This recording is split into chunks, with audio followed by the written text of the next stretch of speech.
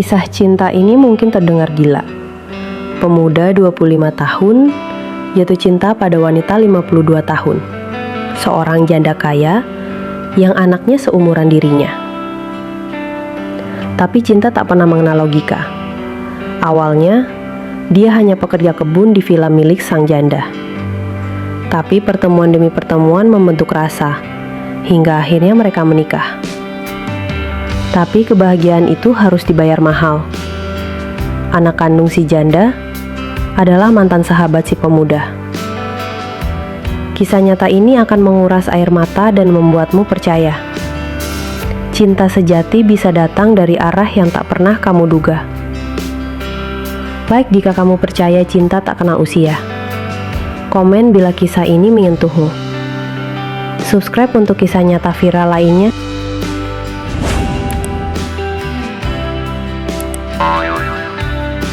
Namaku Dimas, usia 25 tahun. Aku lahir dari keluarga sederhana di Banyumas. Tahun lalu, aku ikut paman bekerja sebagai tukang taman di sebuah villa mewah di Puncak. Pemilik villa itu, Bu Ratna, seorang janda berusia 52 tahun. Berwajah tegas, penuh wibawa, dengan sorot mata sendu yang entah kenapa membuatku ingin tahu lebih banyak. Saat aku sedang memangkas bunga, dia menghampiriku. "Kamu Dimas ya? Saya suka cara kamu rapikan taman ini." "Terima kasih Bu, saya cuma bantu semampunya." Sejak itu dia sering mengajak ngobrol tentang bunga, tentang hidup, bahkan tentang kematian. Aku kagum pada cara dia bicara, lembut, tenang, tapi penuh luka. Satu malam, hujan deras mengguyur, dan aku belum pulang. Bu Ratna menyuruhku berteduh di teras villa. Kami ngobrol lama. Dia bercerita tentang suaminya yang meninggal karena kanker, dan anaknya Fikri yang jarang pulang dan sering membuatnya kecewa. Kadang, aku iri pada orang tua yang anaknya perhatian. Kalau saya punya ibu seperti ibu, saya nggak akan pernah tega meninggalkannya sendiri. Dia menatapku lama, lalu tersenyum. Dan malam itu, entah kenapa hatiku mulai berubah. Bukan hanya kasihan, aku mulai menyayangi wanita itu. Hubungan kami jadi lebih dekat. Bu Ratna mulai memintaku makan bersama, mengantar belanja, bahkan menemaninya ke rumah sakit saat kontrol tekanan darah. Aku tahu orang-orang mulai bergosip, tapi aku tak peduli. Hingga suatu hari Fitri datang. Kami bertatap muka. Dan aku tak menyangka, dia adalah teman masa kecilku, satu SMP. "Gila kamu Dim, ibuku itu 2 kali umurmu."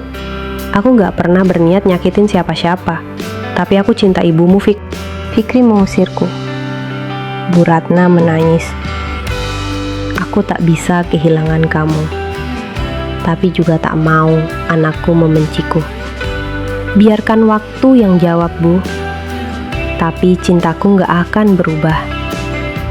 Aku pergi, kembali ke kampung, menahan rindu yang menyiksa. 3 bulan kemudian, aku mendapat kabar Bu Ratna masuk ke rumah sakit. Serangan jantung. Aku bergegas kembali. Aku tiba saat dia sadar, dan dia memelukku. "Kamu datang. Aku pikir kamu sudah melupakanku." "Aku gak pernah lupakan Ibu. Bahkan aku datang untuk melamarmu." Fikri datang, diam, menangis, dan akhirnya berkata, "Aku kalah Dim, tapi jaga dia. Lebih baik dariku." Kami menikah, bukan pesta besar, hanya akad sederhana, sah di mata agama dan negara. Sejak itu, aku jadi suaminya, sahabatnya, dan perawat setianya. Kami tinggal di villa yang dulu hanya tempat kerja bagiku. Orang-orang masih mencibir. Tapi saat aku melihat dia tidur di pundakku, damai, aku tahu hidupku telah benar. Tahun ini, Bu Ratna menghembuskan napas terakhirnya di pelukanku, dengan senyum dan genggaman yang erat. "Terima kasih, sudah mencintaiku tanpa syarat." Terima kasih sudah mempercayaiku saat semua orang menolak. Kini villa itu sepi, tapi di hatiku dia tetap hidup. Dalam setiap pagi, dalam setiap bunga yang mekar, dalam setiap senyum kecilku saat mengenangnya.